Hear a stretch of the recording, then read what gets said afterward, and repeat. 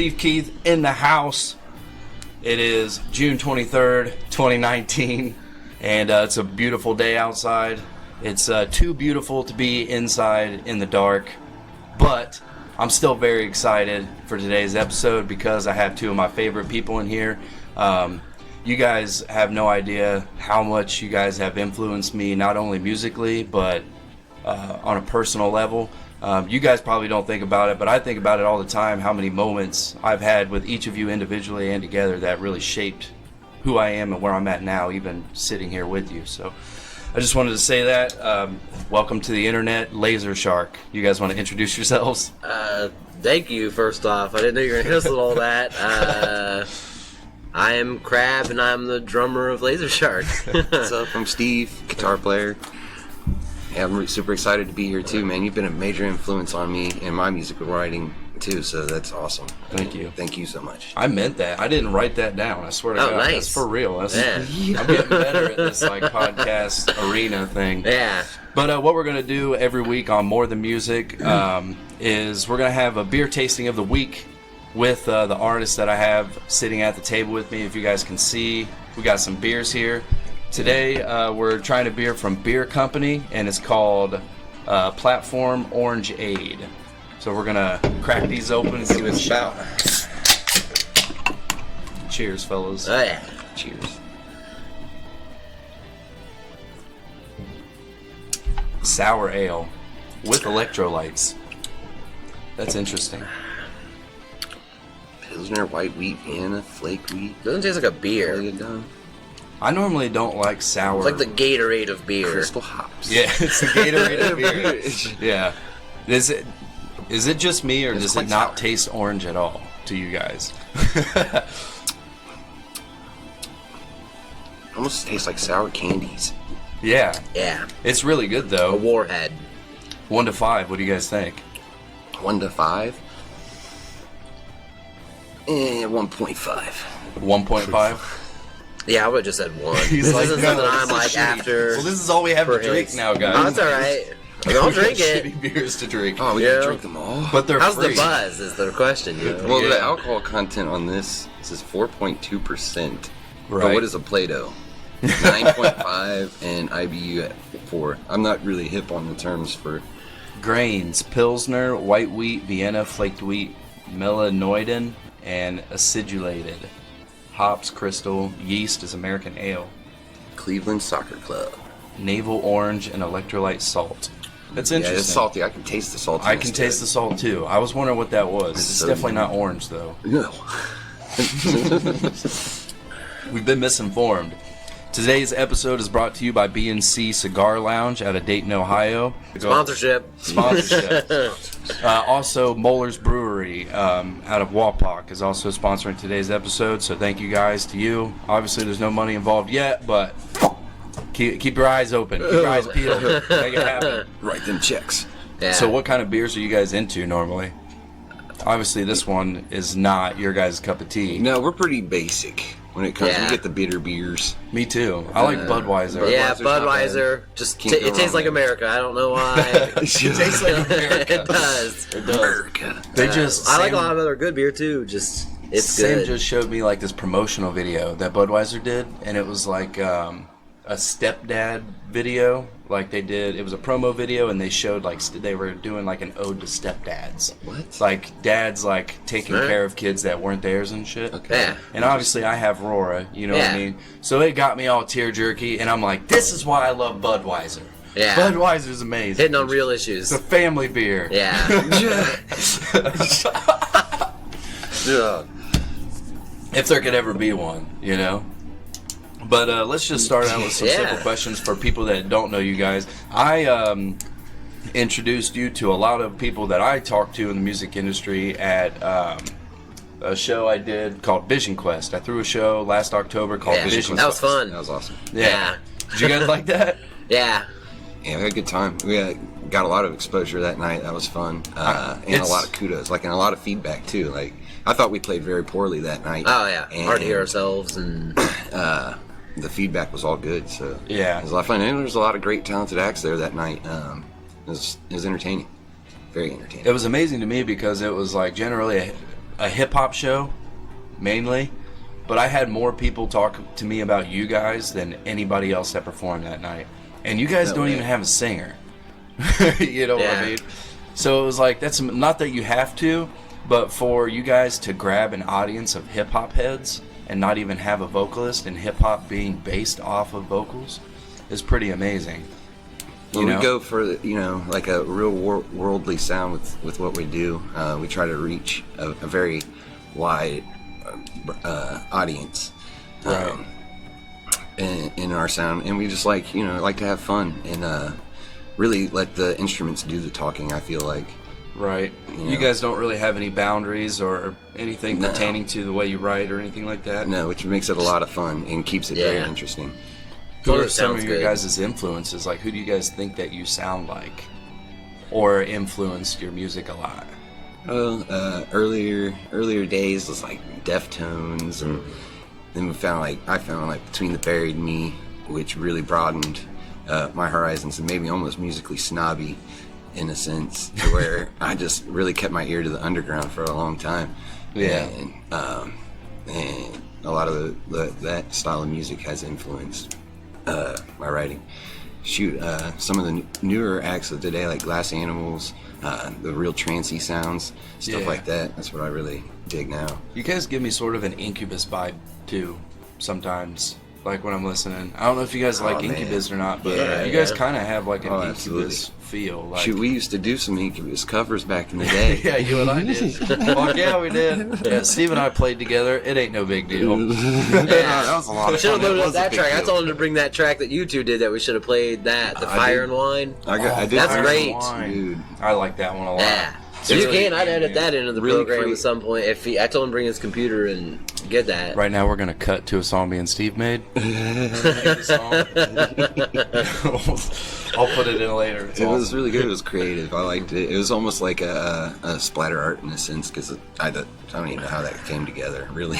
Yeah, but that was kind of what our whole thing was just like, we had a canvas and we would just splash paint on it and kind of see what it looked like at the end and just enjoy that.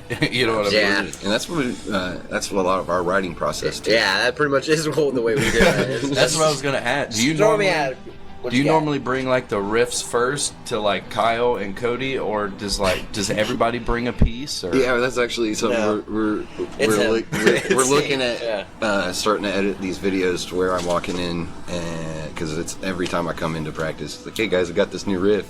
Check out this new riff. And they're just like, got a new riff today? Oh yeah, that's right, I was working on this one. Check this out. And that's how a lot of successful bands are, really. Sometimes I heard one time a guy, I can't remember what band it was, but he was talking about the reason his band was so successful is because there was one guy that wrote all the music. I think it was the dude from Smashing Pumpkins. Billy Corgan. That makes Billy sense. Corgan, Yeah. yeah. He was like, the reason we were so successful is because I wrote all the music. He's like, when you have bands that like have multiple songwriters, then you start to have like turmoil over what songs get used and jealousy and envious and things like that. Bohemian Rhapsody. Right, but really successful bands are successful because they have like one guy that does all the writing and everybody else supports that really well. You know what I mean? I'd say that is pretty much the way we have it. I even try to describe things like this. It's almost like the old age, like Michelangelo, where Steve is that team of people that just keeps bringing in fresh, large rocks of material, and me and Cody kind of get to just chisel them into stuff. You know what I mean? Steve just shows up each week with big rocks. So keeps bringing rock. I love that analogy. It's perfect in so many ways. But also, where are you guys from? Not to change complete topics, but we should let people know where you guys are based out of. Just Dayton, Ohio, I guess. Dayton, Ohio. Yeah, we didn't want to admit that per se, because when you have that worldly sound, or like Sharks, I try to put in the persona of, I pretend we really are just sharks, like Jabberjaw, like, so from the ocean, like as artists, because I feel more, I don't know, crustaceous type stuff. That's interesting you say that. You guys used to be called the Meddlers. Yeah. So, like, why the name changed to Lazer Shark? Well, there was a few reasons. I don't know. We just kind of got bored with the name. There was a lot that was still following the meddlers that I felt was kind of like a dark shadow, and just kind of wanted to shed that away and start off something new.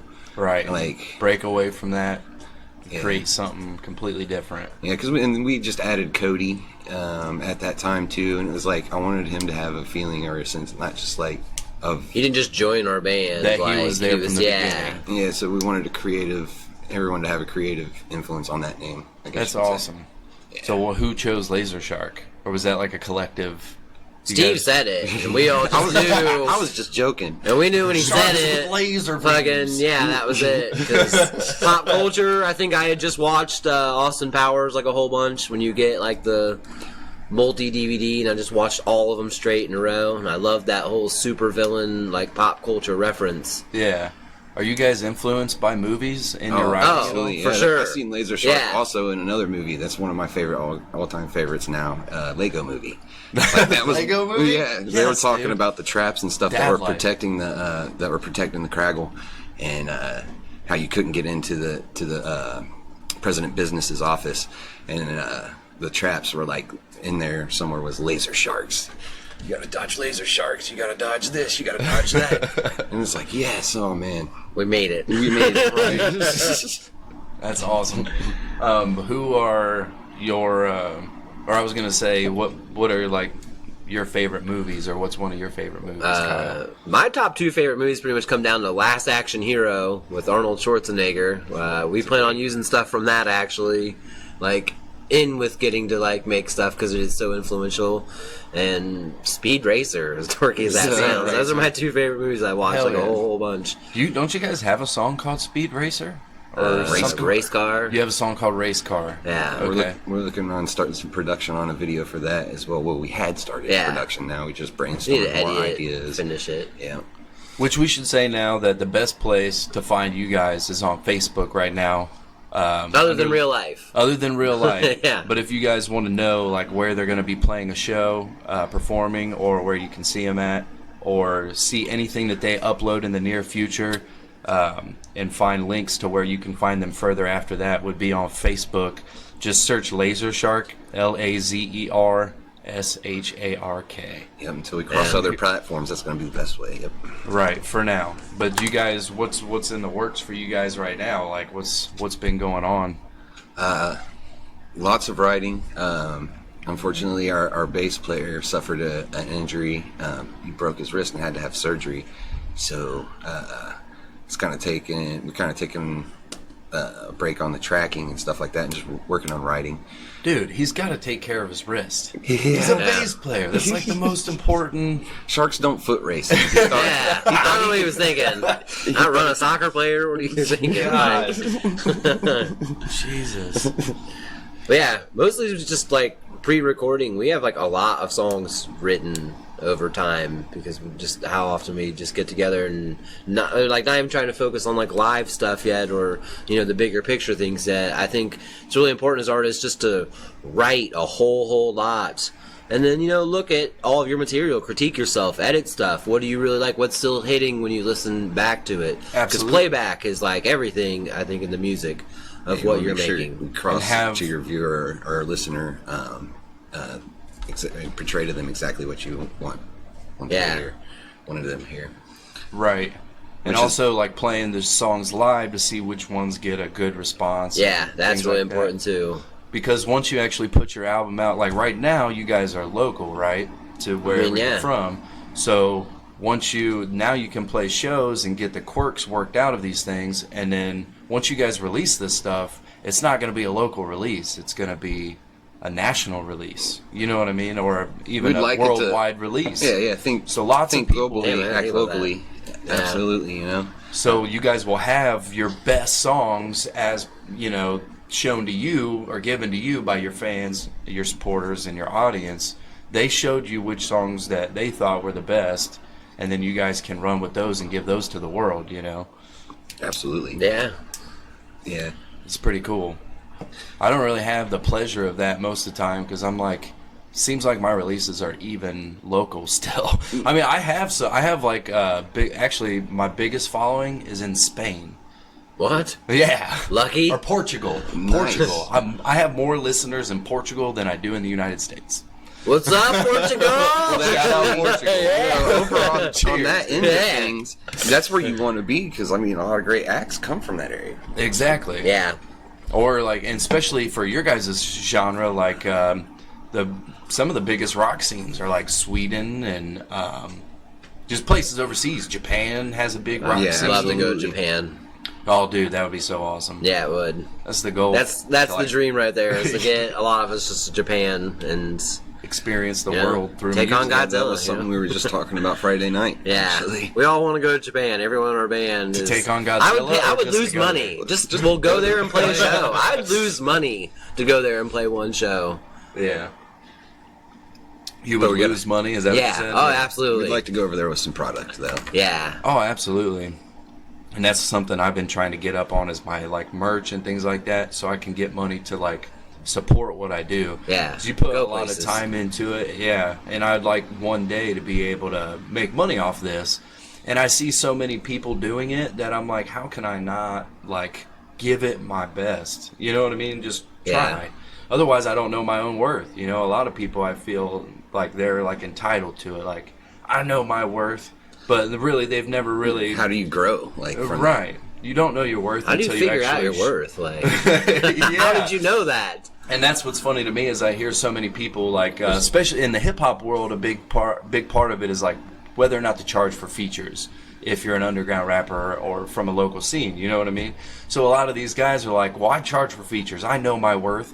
And it's like, your worth, your like top played song is like 300 plays. Like, what is your worth? I don't know. You know what I'm saying? Makes me Yeah. think of like Kid Rock. One of Featured on his the ICB album, yeah. Carnival of Carnage. I think they paid him $500 at that time just to be featured for like a minute's verse or something like that on one of Really? their songs. Is That You? And just thinking about that, like, and where he's at now. Yeah. You know, what is your worth? And how, if you know your worth, how do you grow from that? How do you become any better? You don't. Where are you going to go from there? Down. Yeah, exactly. You can't set your everything up here. You know, you got to kind of. I like the gradual progress. I like to work for what I have. You know what I mean, and Yeah. experience the dirty, so I know how good the success is. You know what I mean? Right. I love like- all the work. I The love work's it the too. best Taste the part. fruit. Exactly. It's Yeah. like just even like doing this podcast. Like, if no one watches it or 5 people watch it, it doesn't fucking matter to me, because I just like hanging out with you guys. You know what I mean? Yeah. Like, Cheers. I win. Yeah, cheers to that. I win. Fuck all of you. So it's like, it's really cool, but also I want a platform where like I can talk to people about their music, help other people get to know them personally, because a lot of underground artists, their appeal is it doesn't set in until people know who they are. Like when you meet a person at a show, you're like, oh yeah, their music is okay, and then you go and you meet them in person, and you're like, dude, that person's fucking awesome. Next thing you know, their music's on repeat in your car because you really like them, and now their music is a whole different thing to you. So I can provide that for like other musicians and artists by creating a show where, you know, I can talk to them about things that, Well, and fans do. Yeah. right, without you guys having to sit down with 1,000 people. You know what I mean? I can give you 1,000 people right here at this table. It's pretty cool. It is really gnarly to think of like the technological advances that give us the ability to do that, to reach so many people, so many platforms of which you can cross. Right.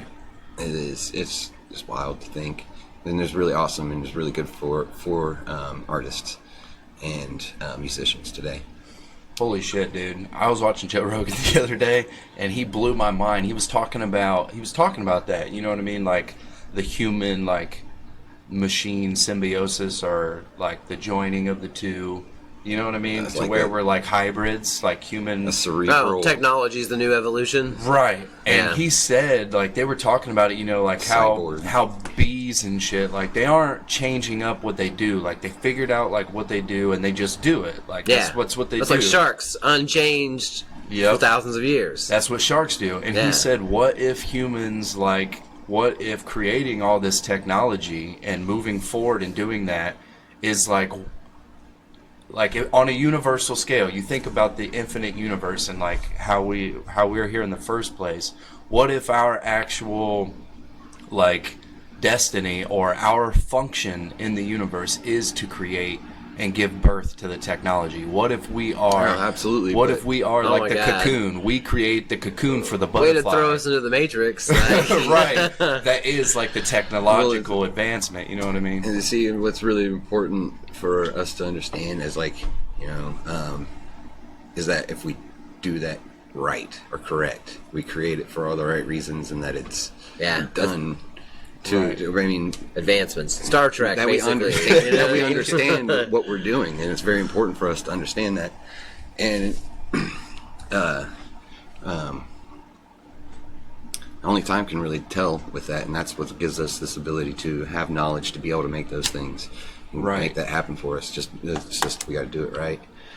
And that's something that Terrence McKenna talks about, like how we know that we're in the kind of the end of times or at the peak of something, a precipice, because like time is moving so fast. You know what I mean? If you go from like when the earth was created and how like the first form of life, whether it be bacteria or whatever you believe, when that was created, time was moving very slow. Like it took forever for two molecules to like fuse together to create something, and then so on and so forth. Right, and everything has been growing so slowly, but it's been picking up snowball speed. effects. And now, right now, we're at a point where we are moving so fast. Yeah, with the big snowball going down the hill. That's something I've been talking about a lot recently too. Is like us having the understanding of what we're doing as we grow as beings, as humans.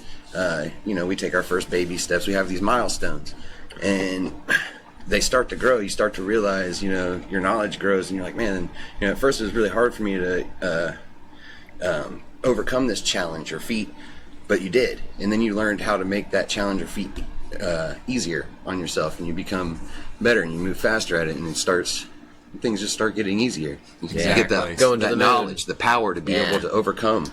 Did we go to the moon that?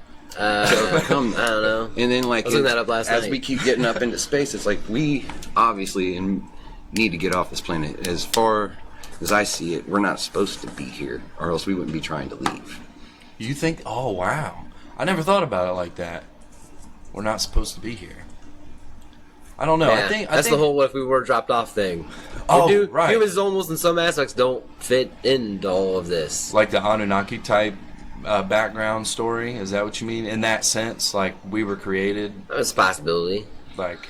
It's a thought. Genetically. Yeah, it's fun to think about all that stuff, though. Yeah, whether you don't even know, like we don't know our origin. That is funny. Like, did we come up from the dirt? Or were there caves? Well, one thing that I know is fact. Like, and a lot of people don't believe this, but a lot of people think that, like, and I just after watching that Bob Lazar stuff, like the documentary just came out with Bob Lazar. He was the guy that worked at Area 51 on the UFOs. Yeah. After watching him talk about that stuff and like how much he said 30 years ago that the government denied and everybody denied, and now is being proven true, and they're coming out and it's part of mainstream science and mainstream media. Yeah. That it's all true the whole time. It's been true. It's no longer pseudoscience. We have UFOs. You know what I mean? Yeah. There's no question about it. If you say that there aren't spaceships on planet Earth, you're a fucking idiot. Yeah, but did we make those? Or is that someone else's? Well, here's what he said. Because you had like the whole Nazis worked on some UFOs of these things before. that you see, are they even really flying objects, or is this an extra dimensional being? He said that one of the spaceships, he had reason to believe, because of one of the other scientists that was at Area 51 talking to him, he had reason to believe that at least, maybe more, but at least one of the spaceships was found in an archaeological dig.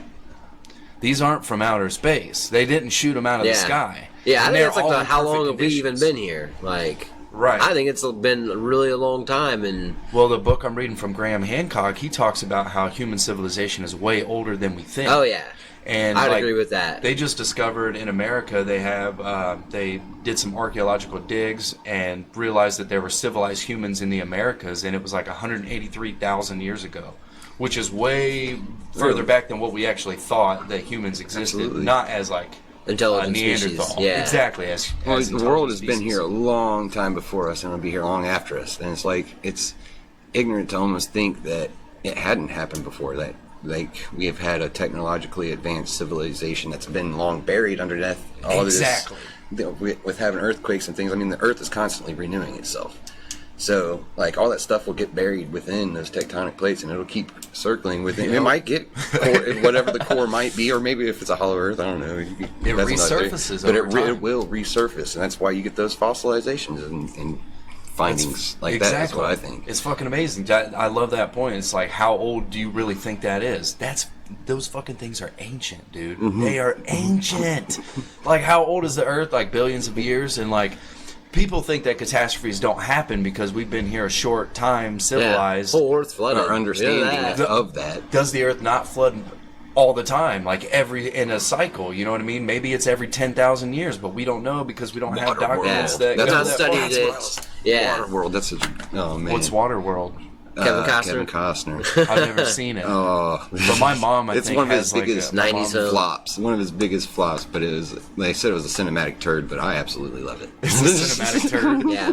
Steve's like, yeah, everybody's turd is somebody else's treasure, you know? Yeah. A lot of movies that are flops are like, in fact, really good. That's when Hollywood started having overinflated budgets and like really low return on the theater. And I think that's when it started, like all these like really gross, overpriced theaters now. High budget films. Are we Great even special gonna get effects. into that? Holy shit! I don't even want to give people that negative energy. But yeah, Great theory, I though. definitely think that like people have been on Earth way longer than what we think, and that we keep getting to a peak like we're at now. We keep getting to this amazing point in our existence. And then there's a tragic. Yeah, we screwed it all up. We weren't able to leave Some in time. irresponsibility. Maybe we did. Maybe that's what some of those UFOs are. Maybe they're coming back and revisiting to Stargate, went to or other they're places. like, hey, look, this is coming. Maybe they're visitors letting us know, like, hey, here's some in a little bit help you out. Maybe they're helping us figure out this knowledge or learn to become better, and trying to give us time to be able to figure that out. I feel like we're trying to learn how to get out of here, like before the catastrophe happens. Yeah, but arc. so We much need an gets Mars. could be Or any other habitable planet. Elon Musk. But dude, I wonder about Elon Musk sometimes. Like, that dude is so crazy, so successful, so smart. I'm like, I almost wonder sometimes. I'm like, is he a supervillain or is he actually a good guy? Like, I don't know. Well, that supervillain and a good guy is like the whole argument to those like superhero type movies, because a lot of of the villains are actually doing what they think is right and good. Like, that's the whole Magneto concept, is like, Magneto is right. Like, humans are going to segregate us, put us in a different group, and then, mistreat us or try to eliminate us through their sense of tribe or normalism. If you're a threat. Survival. So... And that's where I really like him, is he used to go around, Elon Musk, and he was like in support of like not fusing humans with AI, you know what I mean? And he was against AI, which I am too, because I feel like we're trying to push forward and like skip ahead almost, you know what I mean? I feel like skip a grade when you're not mature enough. Yeah, I feel like evolution is real, and we're not done evolving. Like, we don't use ourselves.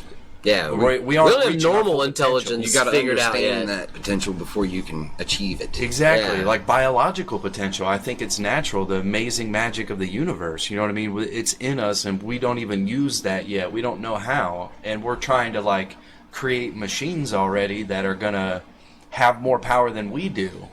Like, we're not grown adults yet. We're babies in the universe. I definitely think that we're like not even out of the woods yet. Like, you can just see it in our society, how we all get along. That like, we've only lived in, like, had this country, which is like a mixing pot of all the worlds or all the nations. I mean, like, and that's still like, we're also just trying to figure out how to get along with like each other. Like, not to mention, I don't even want to go into like the artificial intelligence thing that's going to just see itself superior to all of us. If anything, that gives us like a good threat to all work together on and be like, no, stop the robot army now. You know how all work together. When you realize that we have wars still, then you know that we are still in our adolescence as human beings, in my opinion. You know what I mean? I agree. We shouldn't be. It's funny you say wars. Yeah. Oh man. Wars are crazy, dude. Yeah. We literally like fight each other. And like you said, I liked your point about like how America, like, there's only been a country that fused all the nations together for like 300 and some Yeah, years. and we're still not all quite getting along. It's still being We're trying to worked figure out. this out, and the whole rest of the world is fighting with us. Yeah. I hate people that hate America. Like, that bothers me. Like, Patriotism. people in America and people outside of America. Like, if you hate America, then you're a douchebag, because we create so much relief for so many. Like, obviously, we are crooked and evil, but we help Where else so do many you get people. to do that? Yeah. But we help so many people, you know what I mean? We help the entire world with, like, food, water, shelter. Like, we do a lot of people don't realize how much we help. You know what I mean? Yeah. And we get shit on for it. And other countries don't do that. Just the fact that we're taking in, like, immigrants and stuff like we do. Other countries don't do that. Their borders are fucking closed up. Yeah. Which we're trying to close up. I want the Well, immigrants. we'll allow them. We will allow them, but you got to go through the test. I mean, that's not how we used to do it. We used to just kind of take them. Nah, fucking test. And bring them. Most Americans can't even pass the test they have to pass. Like, Yeah. you know? That's very true. Fuck that test. Just get over here and help us work some stuff out. Right. But don't take our jobs. But I remember talking to, so I don't know if I should say this, but I work on base. I work at Red Pat Air Force Base. Yeah. And I was doing some electrical stuff in the office of one of the, like, generals or whatever. Super high up dude, like, you need special clearance to even get in the area. Yeah. And I'm in his office, and he just so happened to still need to be in there to do work while I was in there. Oh. And I'm doing some dumb, like, I'm changing a ceiling fan. You know what I mean? I'm doing some dumb shit. He's doing some real shit, but he was super cool, and he actually had some conversations with me. And I was able to ask him some questions and stuff. And he was over top of, like, a flight department. I work at the base. And so he was over a department that helped other countries get aircraft that would make them level with other. So if there were, like, third world countries that had a small military, and, like, if another country were to want to take over them, they could easily do it with no problem. Well, America goes to those countries and gives them aircraft to keep them up to date with all the other countries, so they can't be taken over as easily. We might have, like, a reason or advantage to doing that. And maybe though, so. Too. You know, there's a strategical advantage to having allies and, you know, different territories. Absolutely. Because in reality, I think America, we should just admit that we're going for the world.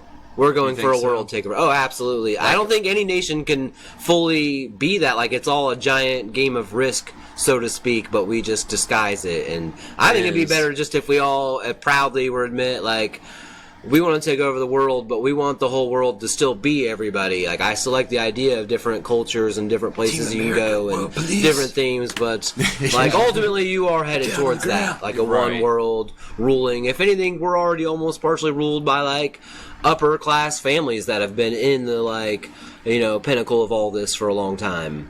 Do you guys believe that, like, it doesn't matter if there's a person that's on the Democratic Party or the Republican Party, like, as far as presidential candidates, that they're all working for the same, like, overhead? Like, there's a bigger, like, overseer or, like, a bigger Like, could we government? just elect somebody president like the George Washington way, where it's just like, hey, this person wasn't even running, but we're making you president anyways, regardless of who TV puts in front of us? Well, no, we can't do puts that. in front of you. Well, I mean, But- we could if we wanted. Right, But you're but right. With what you're saying is, no, who's put in front of us is like who we have, you 'cause know, they're in control of that because of media. Amateur Like, nobody douchebag. has time. Everybody's preoccupied. Nobody has time to do all that research on who the best possible candidate is and to meet them and know that they're going to represent the country the way that you would love them for them to do. Yeah. And you can't please everybody. But what I'm saying is, like, I don't feel like it matters if, like, there's a Republican candidate or a Democratic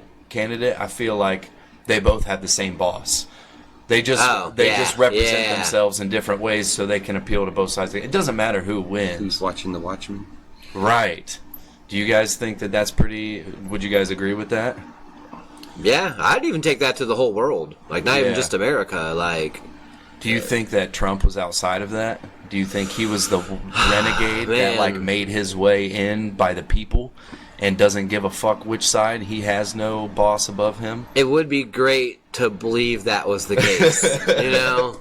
He appeals that way. I almost feel like that's why he won in a way, aside from being, like, humorous, or we all can relate to somebody that, you know, like, talks trash. Like, he relates to America in the whole... that is kind of who we all are. And, like, the upfront sense, not in the moral sense or whatever. He is still like the businessman and doing all that. But yeah, did we get someone because we actually vote? Like, do our votes count? That's pretty much what we're getting at here. And it makes you believe that. Or did they put on the most beautiful front facade in front of you, which feels that way too? Yeah. I wonder, because a lot of people say, like, especially like truthers. I love to watch truthers on, like, people that have, like, they don't have many viewers and stuff, but they do a lot of research on like what is actually happening. Love all the conspiracy stuff. Yeah, they're into the conspiracies, but they don't follow false conspiracies. They're, and I'm not talking about Alex Jones and Joe Rogan and people like that. I'm talking about people like us.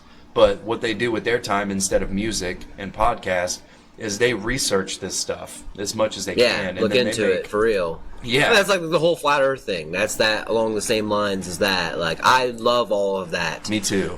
Yeah, question everything. Like, look into it for yourself, because you really don't know. Like, we have textbooks put in front of us, the history books written by, the winners or whoever it is, and we believe all that. All that could just be fake unless you really have professionals, like, look into it and everything. Exactly. Or, like, again, how old is the earth? Oh, we think civilization of humans is, like, the 12 to 20,000 years, and that keeps getting bumped back. But the reality is, like what we talked about earlier, I do really think that we've been here a really long time, and we just don't even know it anymore. Yeah, it's just like every time we have to restart with like a small group of people that have to repopulate the like earth. Season 7. They're like trying to pass down the story over and over. And it's like, God damn, and some of that information gets lost or mistranslated. Or... Right. Yeah. I believe a lot of the Bible is 100% factual. And I know I get a lot of, I get so much I agree with you on that. Like, there's but people don't understand how old, like, the dates could be misconstrued. That, too, because, back then they talked way different. So how we might perceive or take understanding of what the words are that are being, or we're reading, is way different from what they wrote when they wrote it. Exactly. Well, because it's everybody knows it's been totally fucking fucked with, for lack of a better word. Well, just our ideas of words change. Yeah, well, it was written in a different language, first of all, and then it was ciphered, and then King James, when he wrote the New Testament, he had 50-some philosophers rewrite it, and then they picked things that they wanted to keep and things they wanted to throw out. Yeah. Dude, some of my favorite texts, I've actually read some of the lost texts. Like, they have them in books, like the Book of Thomas was taken out of the Bible. It's not in the Old Testament either, but the Book of Thomas has a lot of shit. It talks about meditation and things like that, and how to like live, basically.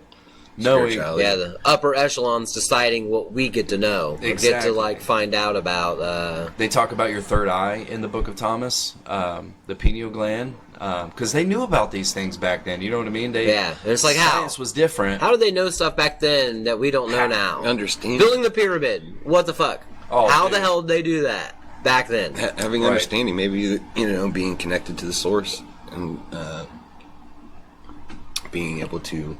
Like, really just connect and understand that and what's constructed. Right. Oh, dude, in South America, they have, like, I saw some above pictures where they, like, flew above and took pictures. There's, like, this really dry, barren land, and it was, like, a civilization before the Incas, but they had, like, drawn in the sand, like, really big, like, you can see from satellites, you can see them from satellites and shit. Yeah. Oh, right. And they were drawing, like, spiders and things that in perfect detail, and all the things that they drew like birds and monkeys and the spider. They were all to scale with each other that they are in real life. So if a spider's this small and a monkey's this big, that's how they were drawn into the ground, was perfectly to scale, to size. Not only that, but the spiders that they drew in the ground didn't even exist in that part of the earth. They are spiders from the other side of the fucking world, which how could they have even gotten there to know that at that time? You know what I mean? The shit is insane, like all of it. And even like map making back then, why would you make it so big? Who are you trying to show? Yeah. Right. Is this like an advertisement to pass by in space? That's something that's really cool. These resources there. And there's people that study that, and they still don't know why they did that. We've discovered recently there are, within our own solar system, millions of Earth-like planets.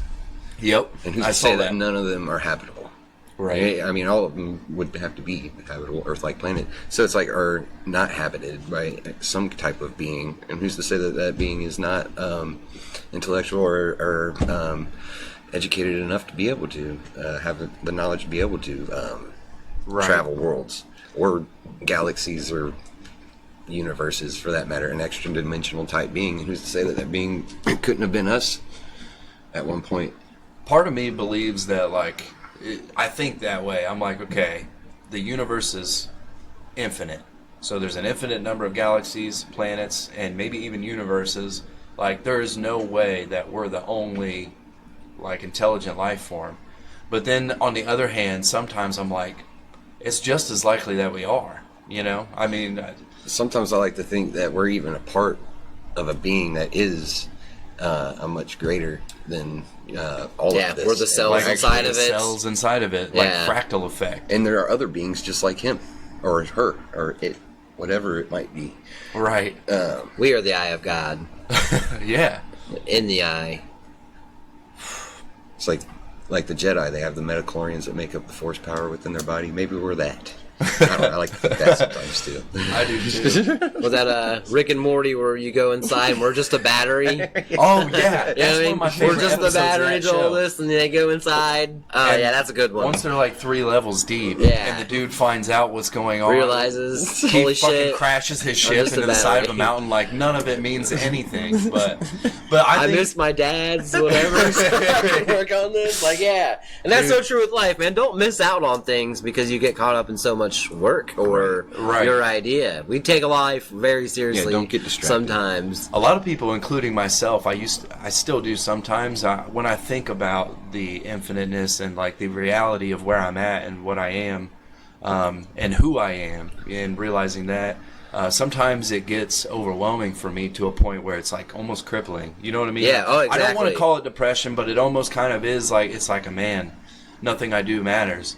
But I've been getting to this point through meditation and things where I feel really good about it. I'm like, that just makes room for me to do whatever Free will. it is I enjoy. If you don't matter, You know? that gives like free will the ultimate importance, or like.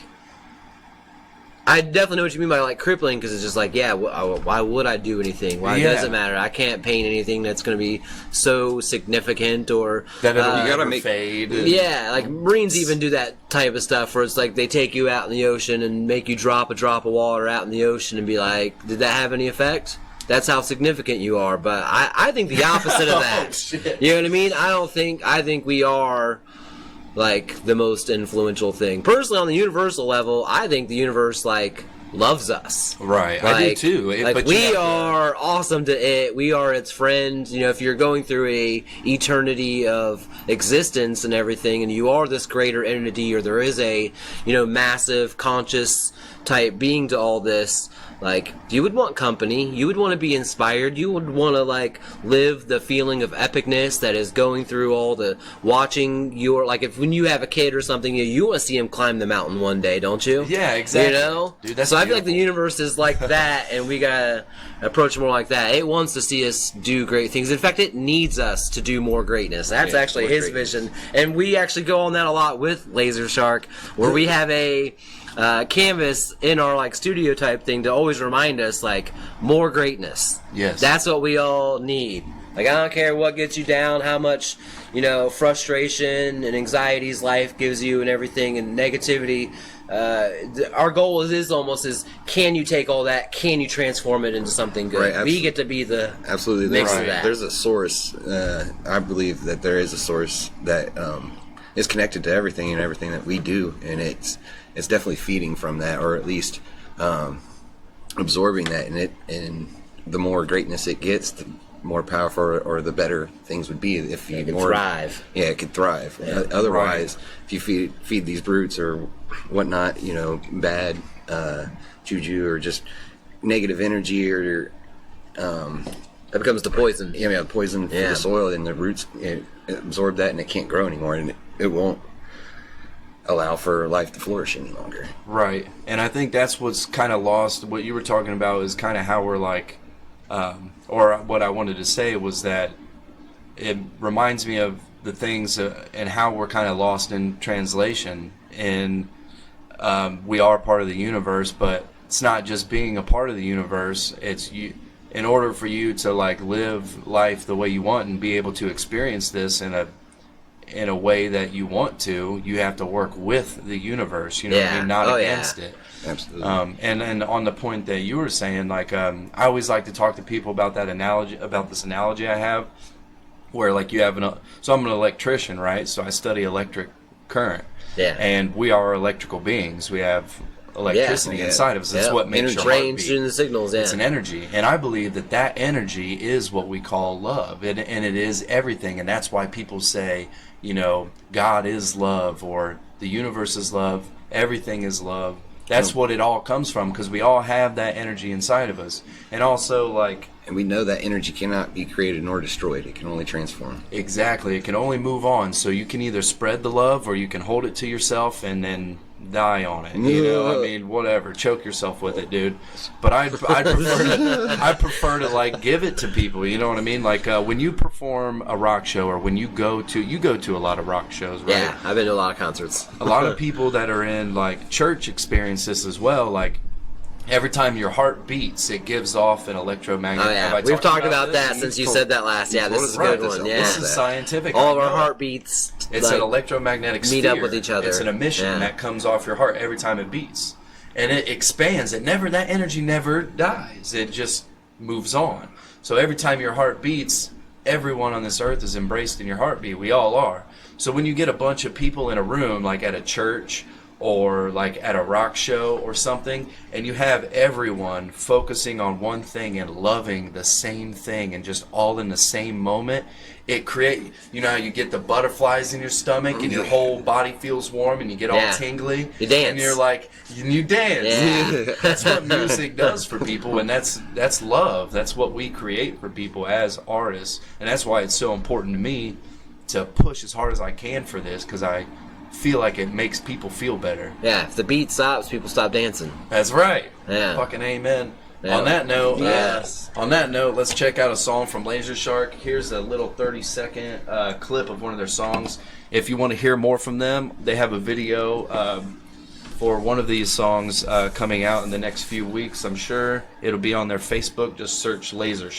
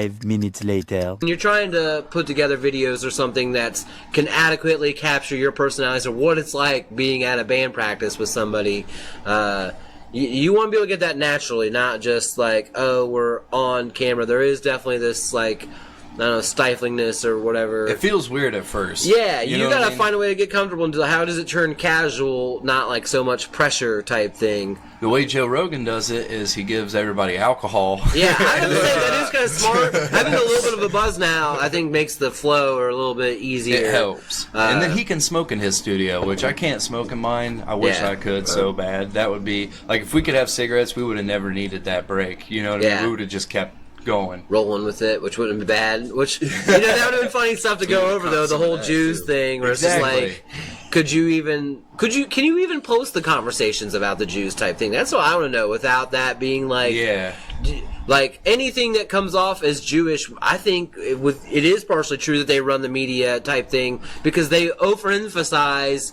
it being more of a tragedy when it's anything Jewish versus like there's people being blown up and shot at all over the place all the time, but we pick and choose which ones to focus on, and I think sometimes it is that. Well, it's the media, right. You know what I mean? Or like you even just saying the whole pop culture wants us to have a 3.5 minute type song that's like this. I would say like with our songwriting, none of that applies at all ever. Exactly. We don't like try like the song can be whatever it needs to be. Give me that. Let the song be everything it needs you to be. What if you're only getting to write one song for your whole life and that's it? Right. You know what I mean? Give me that. Like Steve does that. Like I'm trying to write one song. That's what Chief Keith is too, dude. I swear, like I literally take what you're supposed to do and I do the opposite. Yeah. In most cases with the music. Not even on purpose, but it's just because what I want to do is like what they're saying not to do. And it's like, fuck that. Yeah. I'm gonna make a 6-minute song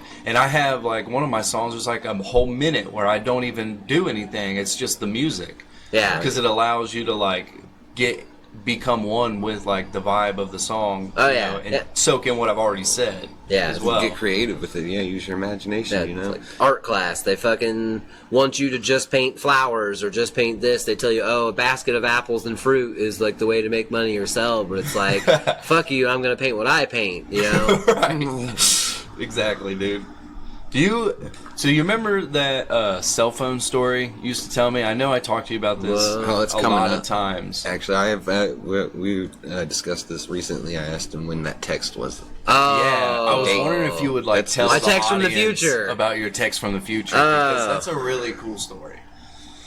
I think like what makes that cool is just like the dream that preceded it, and then to like get a text that day with like a date and time. But you received that text like every day. Didn't you? Like constantly, didn't it? Like I think I only got it like a couple times, and then I started texting it. And whenever I started texting it, like I felt like stuff was happening based off it. Like I remember texting it once saying, because I wanted to test this, I said something happens to Big Bird, and then like the very next day, like he was taken off air or whatever. No way! I think it might have been like the actor that did him like retire or something. But I was just like, that's. So were you trying to verify that it was real? Is that what you were doing? Well, it's just like. Well, first let's give the backstory. All right. Let people know what we're talking about. I had a dream once. It was like, we all have end of the world dreams.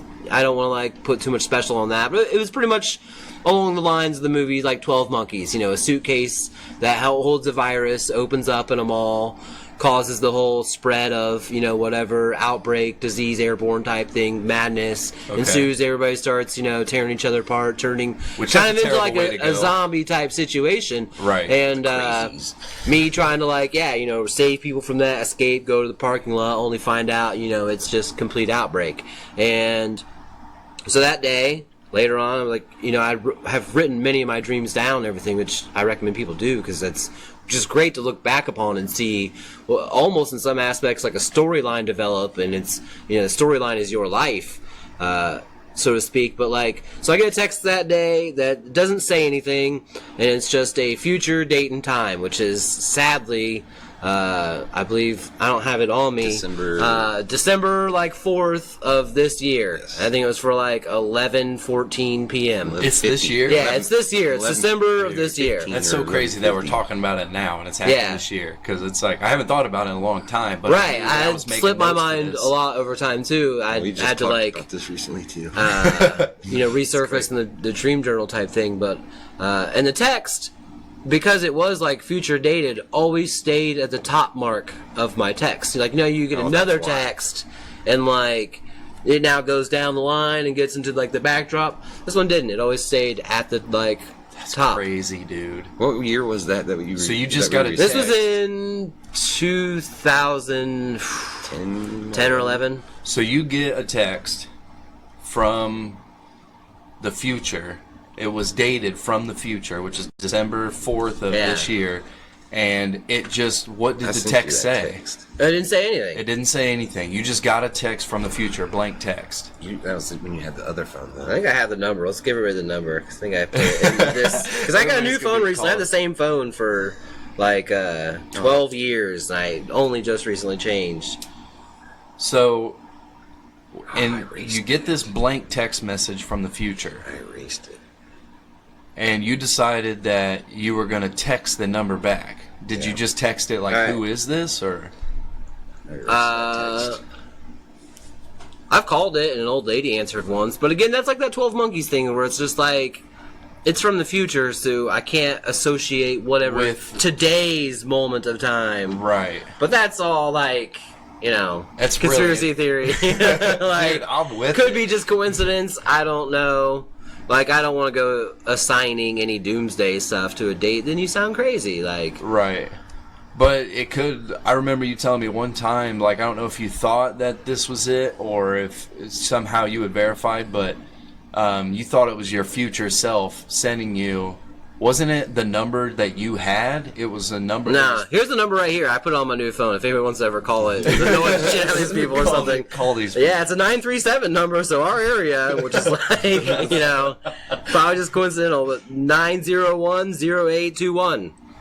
How do you get a text message from the future that's dated from the future? That's like that's impossible for that to happen.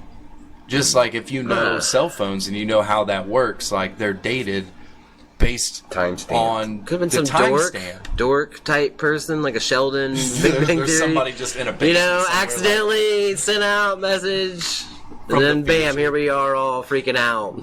So you called it and you tried to text it, and like what made you like text something to it like about Big Bird? Something happens to Big Bird. Like, why did you do that? Do you remember? Just curiosity. I mean, again, like, you ever get frustrated with life and you just want to take it out on someone or something else? Like, I've a couple times Big Bird been had to like, go. fuck you, universe, you know. Nobody gives a fuck about Big Bird. Like, It just seemed random enough, you know. Like, I don't know. Do we want to Big test yellow anything bird now? scares Like, me. yeah, Get him out of test here. it.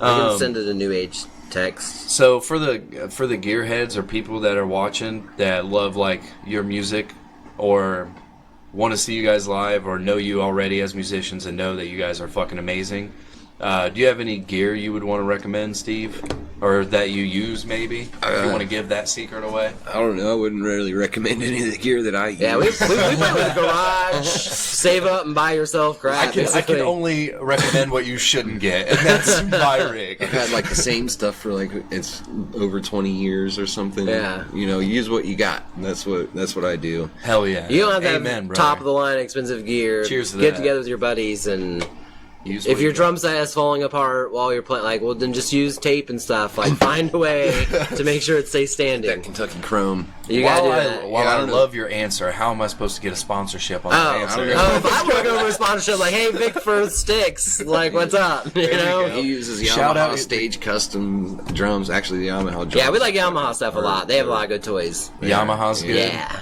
Yeah, Marshall. I do love my Marshall. It's been through a lot, and we've been through a lot together. So there's a real special bond between me and there, I guess, and the fact that it's still kicking. What Cody uses, what is that? A Black Star. Dark. No, it might be a Black Star. I think you're right. That thing kind of cut. Yeah, that thing sounds cuts great. through. It's got some really crisp tones in it. Hell yeah. LTD Gibson, Les Paul.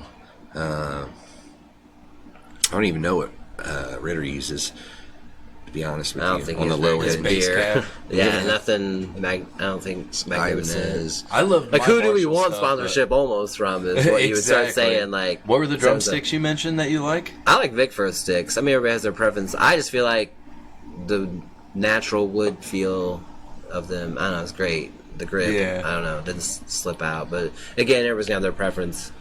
I'm getting all these notifications because I just had a video just released a little bit ago.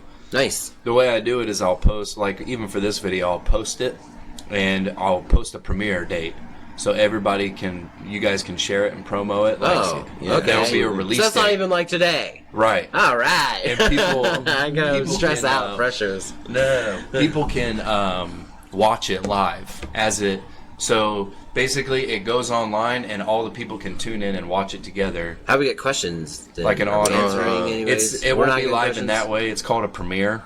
Okay. So it's when the video premieres. So you guys will know the date and time, exact time that it's going to release. That's cool. And it'll go online at that exact time, and everybody that has seen it and wants to watch it, they can tune in at that time and watch it together. Like TV And shows. then after that, was the beauty like days that we TV grew show. up to. The Simpsons was on each week. Thursdays, the new episode. Thursdays at like 7 or Exactly. something. I want that back, like in America, where we had schedules. We all had to communicate with each other, and like you had to plan stuff ahead of time with people, and that is like great. And follow through with it. Yeah. And, Follow through is the committing. biggest part. Commitment is a virtue long lost. Well, you kind of got to give yourself a chance too. Like, it doesn't matter really who you are. If you're just dropping stuff and nobody knows and they don't get notifications for it, you know what I mean? We do that. We it's don't falling notify on- anything. Right. Well, but you guys Boom are, video. but you guys are in a process right now to get like to a certain point. You know what Yeah.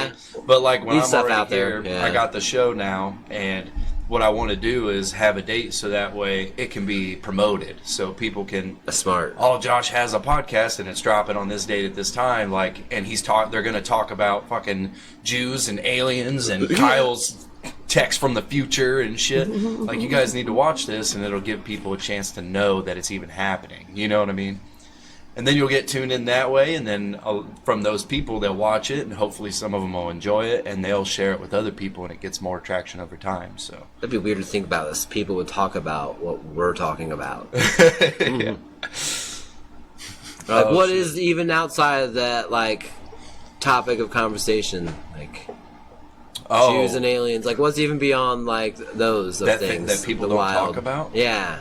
I can't even think. Crayons. What was we- People don't really talk about crayons. I like Crayons. crayons. Yeah. Oh, I love coloring, dude. I Coloring is seriously great. do. I didn't more people realize should color and make pictures. I do love the artwork. There needs to be more art. Same. I didn't realize it until Rora. Once I, was hanging out with Rora all the time and she would color, I would sit down and color with her. You know what Yeah. I mean? And then I realized, holy shit, I love to color. It's Yeah. fun. So now I Sponsorship color from on Crayola. myself. Yeah, We'll start color. coloring. Come color with color some bands. having a Yeah. blank canvas and Yeah. throwing some paint. Yeah, we paint a lot. We love painting and putting everything into the analogy of, you're making a picture. That- Like always, painting artist, is my music, favorite, everything too. is you're trying to put forth a story or an idea or your message. And air is the canvas to music, or really our ears or whatnot, versus like all those different platforms of. A canvas can be anything. It doesn't have to be like the literal canvas. Right. sense. Yeah. Music doesn't even exist unless you have ears. Like, you know what I mean? Or, Wiggly air. That's what I've heard described as. It's great. Wiggly air. We're wiggly air makers. Yeah, if you guys go on tour, if you were to, who would you guys want to tour with? And you can have different answers. It doesn't have to be collective, but who would you guys love to go on tour with? I would say immediately Deftones. Yeah. Like, I Both of you? would, again, lose a lot of money. I'd sell everything I had to go play a show with Deftones are them. awesome. Do they Yeah. not have a big turnout? I have. Oh, no, they do. They do. They have a cult Yeah. following, and I think it will grow. Even, they still have room to go, and they've been around for a long time. Right. And they're still making great. Still very fucking music. influential for us. I don't know, but a big draw out, somebody with a big draw out like Trent Reznor, somebody that's Oh, Nine filling Inch Nails, God, that I would would love. fill like an arena or like open up you for know what I them. mean? Dude, playing an arena would be fucking amazing. Yeah. Even the arena shows I've been to you with is like, it's inspirational because Rihanna. I know that that's Yeah. where I want to be Dude. one day. If we could open up, I would play with for Rihanna. Yeah. Kyle took me to see Rihanna on my birthday, and it was the greatest thing of my life. Yeah. I had no idea how bad I wanted to go see Rihanna until I went and saw Rihanna. that would be great to open up for someone like that too. Yeah. Yeah, Ooh, that's a good- show mixtures. Like, and it would be great to get more odd mixes. Kind of like you have the like Lil Wayne and Blink 182 coming around this summer. Yeah. that show together. Lil more Uzi of that. and Lil Uzi teamed up with Marilyn Manson. See, No way. yeah, love that type of stuff. Like mix up crowd because in today's age and age, what is great with all the like sharing music online and everything is I remember back in like middle school type stuff, you had the rock and roll kids or whatever, and then you had the rap kids. They didn't all get along type thing. Now like music is so diverse and we have so much of it. Everybody likes kind of like a little bit of everything. There's a certain gem. Like I may not like rap music per se, but I love Busta Rhymes. You know what I mean? Oh, like dude, there is Busta Rhymes something fucking in all amazing. of that And we like all that Riot Fest love. that's coming up, that's filling up with a bunch of different types of bands like that. Yeah, diversity, love it. Who are your guys' like? I mean, you may not consider like any music to be a guilty pleasure. I don't know, but if you guys could maybe name somebody you listen to that people wouldn't probably peg you for listening to. Yeah, Sade, probably. We listen to a lot of Sade. Who the fuck is really. Sade? How have I not heard this? Smooth You guys- Operator. You guys holding out on me? Smooth Operator. Yeah, like all their stuff is like really good. Very worldly and Okay. deep. Beyonce. Yeah, Beyonce. I love Dude, her that. voice is Beyonce incredible. Lemonade album is like good just all the way through. Michael Jackson. Yeah. And there's this- pop music. I listen to a lot There's of this pop. new guy. That's Yeah. my guilty stuff. I've been listening to Wills. I really like his stuff right now. Wills? Yeah. How do you spell that? Wills. Yeah, that's Okay. really good.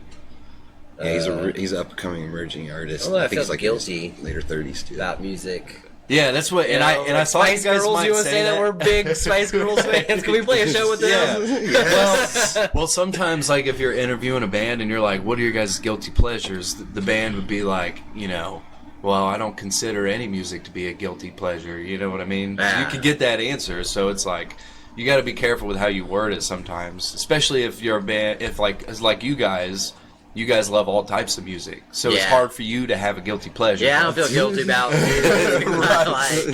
I can't think of I'm not shameful. not something ashamed. that's like, what is even like? I feel like at a point in time you had Marilyn Manson as like the controversial type artist, and if you like him. But I feel like today we almost don't have, or unless I'm missing out on like some new age stuff. Like, who is our most today controversial type person? Like, what was Person? that? Kanye? Like, Kanye West, someone yeah. that like just seems either taboo or socially odd. I don't know.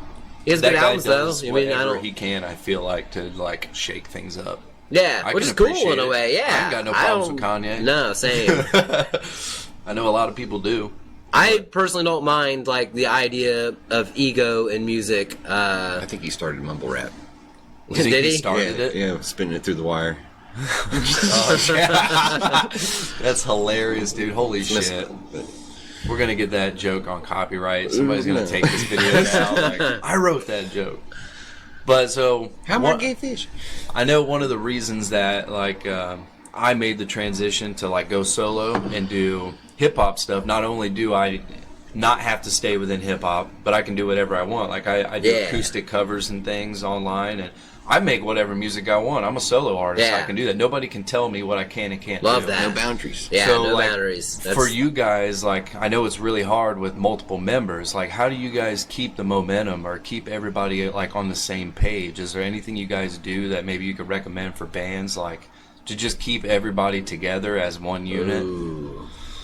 Because I know that's, like, one of the hardest scheduling is obviously a tough thing to do. How do we keep it? It's really tough to Absolutely, stay like- together with musicians, like versus the solo type people. Yeah, you don't Well, have that's why I to did that. run into like butting heads with people or not matching up schedule, or I don't like that idea, or Right. luckily, me and Stevie are like family, so we've been guys are playing. family, aren't yeah, you? literally We're family. So cousins. we've been playing so long now. We played together, we split up, we played together. Similar, just we argue a lot. Definitely, like the other band members will definitely tell you that we like argue a lot. But at the same time, like I think are so addicted to making music at a certain point. Like we need it. Right. I can't just walk away from this and be done. I think like again, you'll have like the nightmares or just such an empty feeling of incomplete that it's just like. I'll be annoyed and angry and mad and everything terrible to get to play music. In fact, almost when we make each other mad, I almost think we play better. Like we fought that show that we played before you. Yeah, We Vision argued before all that. Before Vision Quest? Yeah, Oh, yeah. What we about? did because just Coca-Cola. About you I didn't lie. want to. I'm No, not lying. Steve. I He got- wanted to do Coca-Cola no. It wasn't or Coca-Cola. Shut up. It was just doing interviews and stuff, and just like I don't always want to do them because I don't know if we have like answers or like that we're gonna They're agree very on scary. stuff. Yeah, or just Absolutely. you can easily misrepresent yourself or say something stupid. What's worse than that is when you get... What is our future? What's a good interviewer? You know what I mean? Because I Yeah. can't tell you how many times I've been on podcasts or interviews that didn't even get put up, or the interviewer just asked me the dumbest questions that didn't give people a chance to get to know me. It's just the same old shit. What's your name? How'd you come up with that? How long you been doing this? Like, okay, what are your songs about? Like, tell people about yourself. It's like, goddamn, dude. Ask me something cool. Like, ask me about fucking aliens or something. Yeah, back to like that one question though. I think Steve like has the whole. What is it you always tell me? Like, say like you play in your garage, you come up with something until you basically feel it. Oh yeah, dude. Sometimes like I don't know. I mean, I love music so much. Like I will continue to just keep making it, whether or not it gets across any platform or anybody hears it. Right. That's not what I do. It's for you, not for other people. But I hear like what we do. I see potential in what we do, so I'd like to get some of it out there. But it's no big deal if nothing ever really comes of it. But you know, us having a good time or getting to express ourselves and the therapy of it. Yeah, the therapy. Because sometimes, dude, I'll feel something so much I will cry about it. Like, damn, man, this feels great just to be able to do it. You know, a lot of people don't have the ability to express themselves this way, and I get the chance to do that every day. Right. I've heard some of my own songs like a long time after they've been put, like just going back through your library, you know what I mean? And then you're like, holy shit. Like one time I was like speechless and I was shooting a video for it, and on camera I had to like cut it out because like I had a moment. You know what I mean? I was like, damn. Like, we do listen to our own stuff a lot. Which, yeah, you should. I believe if you don't listen to your own music, you don't really believe in what you're doing. Like, you should be making music you want to hear. Yeah, we definitely do that. That's a big part of our drive of, like, making them. But yeah, Steve plays stuff. He comes to the table with, you know, stuff he's written in his garage each week, you know, show up. Laboratory. And to our studio thing and... Headquarters. The laboratory. Pretty much like... It goes from laboratory to headquarters. Yeah, exactly. 90% of it, though, I love. And I'll be like, hey, let's chisel that into something. Like, I like that. It's very, you know, fun to play to. And over time, he can just bring a jam or, you know, might even just make up something on the spot, like, sometimes. But most of the time, it comes from, like, Steve first. He writes it, and then I'll, like, put something behind it. And Cody gets to drop his like solo kind of thing in or play. But you guys have a big whiteboard too, don't you? Is that what like keeps the band organized and like on the same page? Just like the song names. Whiteboard? You need to be able to like reference your ideas. It's very like if you come out with a lot of ideas or over time, you got to make sure you name them something so you can reference them. Like, oh hey, that jam that was kind of like this. Let's work on that. And over time, like. A lot of our songs take, I think, like anywhere from 6 months to a year to fully develop and write. There is no immediate hurry type thing. We want them to mature and be what they want to be or need to be in a way. A lot of people, sorry for cutting you off, they don't realize that progression from bands. When you're not in a band, you don't realize that like a piece of the song was written, the song name goes on the board, and you guys know the song by that title. And then over time that song develops, just like you're saying. Yeah. Like, there's a whole process to it. It's not like if you're like a hip hop artist or something where it's kind of like you're the only one working on it, or it's like in your DAW and you just load it whenever you want to reference that song again and work on it. You guys have to like play it to reference it. We don't have anything recorded to that level. To where I can listen back so to it better it. be something you want to play over it better be over. something fucking fun. Otherwise, it's just dreadful. That sounds terrible. Yeah. And that's where it's like I like to make music that can take me places. You know, like I would like to be able to close my eyes and like take myself to like paradise or just like a dreamy place. Dude, I don't know how you do that. I feel like some of the shit you make is you're so talented that it's like.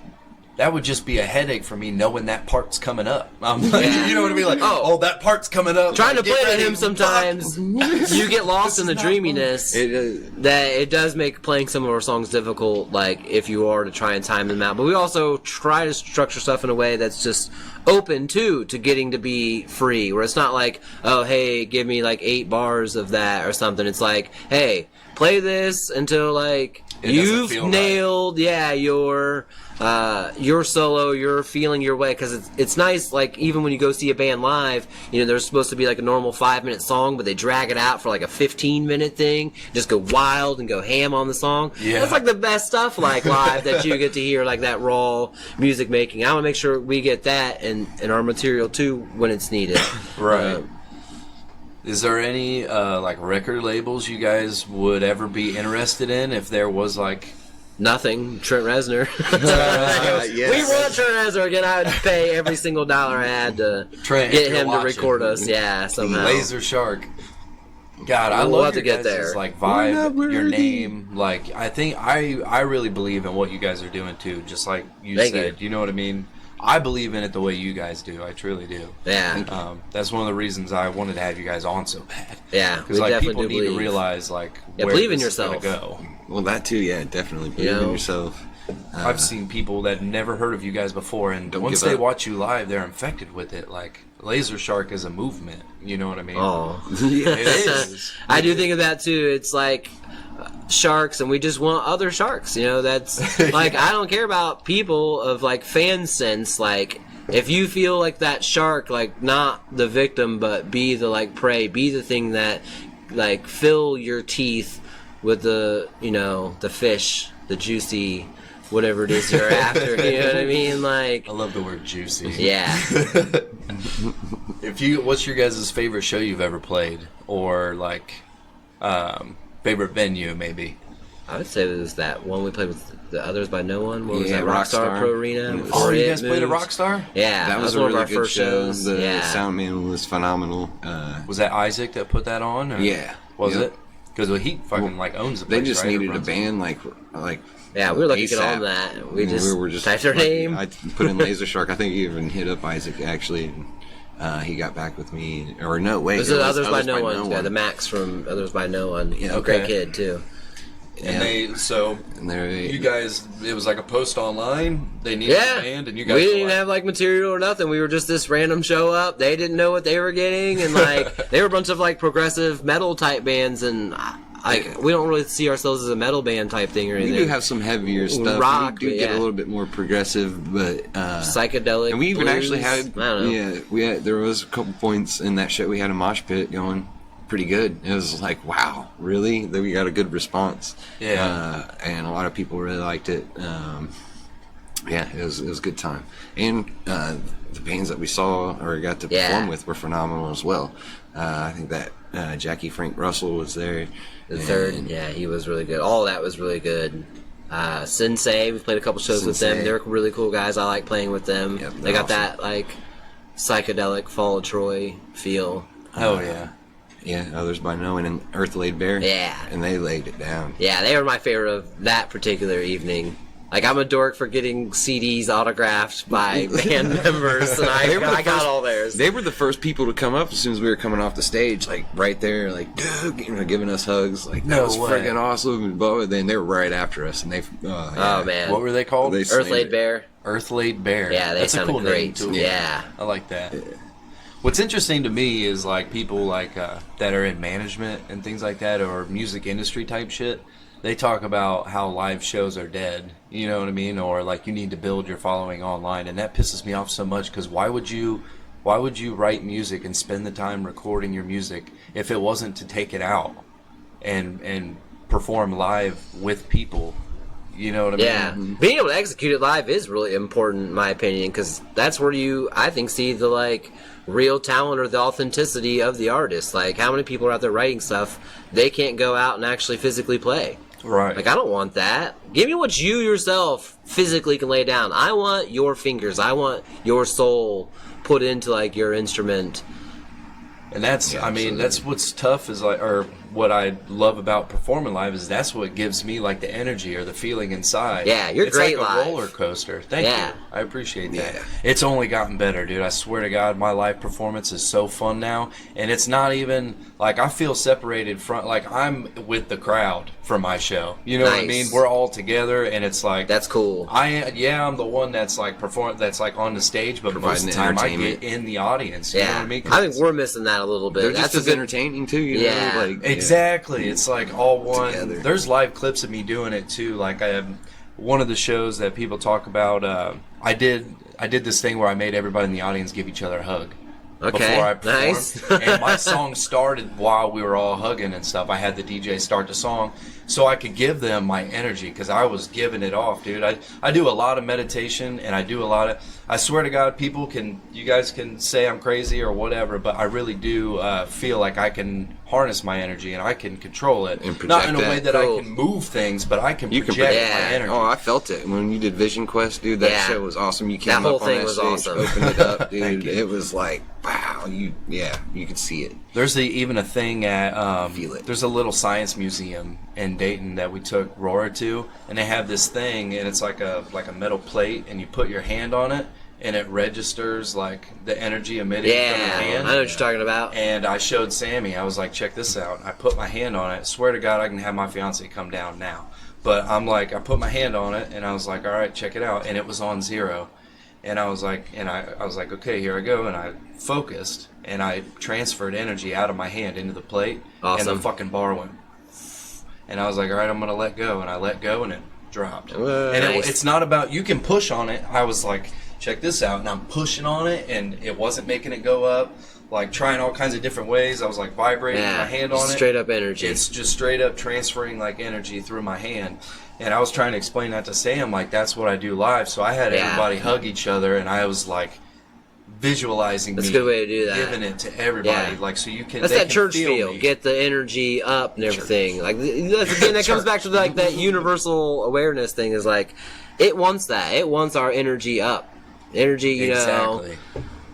And if you, I mean, you can give it off, and that's Project what my that in whole a positive show. way. Yeah. I want people to like feel it, and then we can dance in it, and we can celebrate in it. Like, that's my shows are a whole experience that I want people to be able to enjoy. And then I have some of my friends like, dude, live shows are dead. Like, you need to get cool videos. No, you need to they need to go to more live shows I'm like, then. Fuck you. Because go to a concert, see That's an not why I artist, do and this. then listen to the music like after you've seen an artist live. That's what makes them like even way more magnificent. Like, how much more do you like Rihanna now that we've seen her? When you go listen to like Anti-album or any of that stuff, and you now have felt like her vibe and presence, like you just get so much more. There's so many more artists I like walked away from or shows where it's just like, holy cow, I can't even listen to their music the same way anymore. It's like, it means so much more. Like Rolling Stones being like one of them. Like, yeah, that's great music. We grew up with that classic rock. After you go see them, it's just like, that's timeless. Yes, like, it's a whole new like way of thinking or dome. Like, why aren't more people going out to shows? Because it is better. Right. Live music's better. Well, but sometimes it is bad. Like, I know that there's artists that I liked. I was like, okay, this guy's pretty cool, Right, or 'cause these they guys have are great pretty production. cool. It's all OP. Yeah, and then Yeah. you go watch them live, and it was like, dude, you never practice, I can tell. Yeah. You know what I mean? Like, it's just a bad show, and it's like, okay, every single thing that you do is automation, and now I don't like you. Yeah, that's what. The truth comes out like about. And that's why a certain lot of artists and artists, stuff. especially hip hop artists, are like afraid of live shows, or don't do them very much, or are starting to realize that they suck live. Well, and they you're an need to entertainer. practice. Do your job. Yeah, Go out, entertain yeah. people. Exactly. This is an entertainment Rehearse. thing. Yeah, you gotta rehearse. I hate that, dude. Yeah, we rehearse Especially so in hip-hop. much, Nobody man, like- fucking rehearses. They're like, oh, all I do is listen to my song all the time, but I never actually rehearse it. Oh, I'm just going to put myself on the bill at this show, and then when it's time for the show, I'll get on stage and do deliver. it. And then you don't deliver. It's like, dude, you're out of breath. Like, you don't done. sound anything like the actual song. It's just fucking terrible. That makes me so mad sometimes. Yeah, I've ever seen artists once literally play something off a laptop from YouTube of their own stuff to like sing to it. It's just like, are you serious? Like, what if you get stuck in like the loading buffer like thing? Right. Like, that's not where you want to be. Hire a band. Like, meet up with some musicians. Like, even hip hop type stuff. One of the greatest hip hop acts I think I seen was Atmosphere. Oh my and he God. had a live band, and that was like phenomenal. He's one of my biggest influences Yeah. for hip hop. I love Atmosphere, but I want a band too. Like, Yeah. I was actually gonna ask you guys about that. You guys, or maybe it was just you. I don't know. Maybe I shouldn't talk about this. I can cut it out if not. Well, but, go for it. You guys were interested in working with Heartless Hippie, maybe, and then things didn't go, or did you guys just talk to him about? I just like talking to possibly? him about stuff. Like, we'll like talk to or help anybody if like kind of like with what you're doing, if you send us stuff, like, critique it or something, or, I think ever since we've, like, played out some shows, different artists, if they like what you're doing, see what you're doing, or I think a lot of people have that, like, local sound, or they might be in this, like, local scene and they want to, go bigger than that, or, like, how do you apply, like, we get told a lot, like, we sound more like a world sounding band, right? Versus just like are you an Dayton, artist Ohio. That can transcend your demographic or your don't be about just where you are, locally. You can be the whole world of sound. I try to encourage him like a lot. I don't know exactly what he's up to now. I think he's got a kid on his way himself too. I know I see him like working hard a lot. He puts up his own tracks. That, yeah. I mean, I said if he needed a drummer, like, I would play it, or, like, for the same with, like, you. If you wanted to try to put this into a, actual band sound and bring the whole energy, like, yeah, I want this for, like, a life, like, all the time. How do we get, like... for Laser Shark type thing, you asked about touring earlier. Like, I would love more than anything just to tour all the, like, coast areas. Everybody wants to hang out on a beach party type scene, drink fruity, colorful, beach drinks, tequila shots, babes in bikinis. I talk about that in one of my songs. Like, I feel like my music is coastal music. I feel like it's meant to be heard, like, near the ocean for some reason. Yeah, wear sandals, the shh of the waves. Dude. I love all that. Even in one of my songs, I talk about how I feel like once I can reach the coast with my music, once my sound hits that area, that region, it's going to get some numbers and blow up, and I might actually be able to do, like, a coastal tour down the coast. That's my goal. I just got to get there. Yeah. How do we all dig our toes in the sand? You know what I mean? Exactly. Really, it's word of mouth, man. People go out and it is a live show. Like, people are going to be like, this is awesome, man. It was very entertaining. You need to go check this out. Yeah. That's where it comes down to, like, production, this live sound, doing the rehearsing. And just like, and really thinking of beyond that sense, because it is more than just the music. You want people to be visually stunned as well as audibly. So how do you also portray that? Right. Which I feel like that's easier when you have a full band in that way, because there's so many things going on to watch. Like, you can watch the drummer, you can get into the lead guitarist. That's entertaining. You get bored with one, you can switch to the other. Right, but when you're a solo hip hop artist, it's a lot harder to keep the attention. Grab that attention and keep it. Yep, you got to have a whole different wave. And most people, I feel like, don't live up to I never that. really cared. A production company I had worked for a long time ago, I set up sound for Lupe Fiasco. And, like, I never heard of the guy. I didn't really care for him at all. And it was at UD Arena. We set up all this sound, and he came out, man. And it was like he had a full band. Yeah. And they were very talented musicians. And it was like, it really helped him carry his sound and kept him really entertaining. Yeah. Especially for me, being a musician.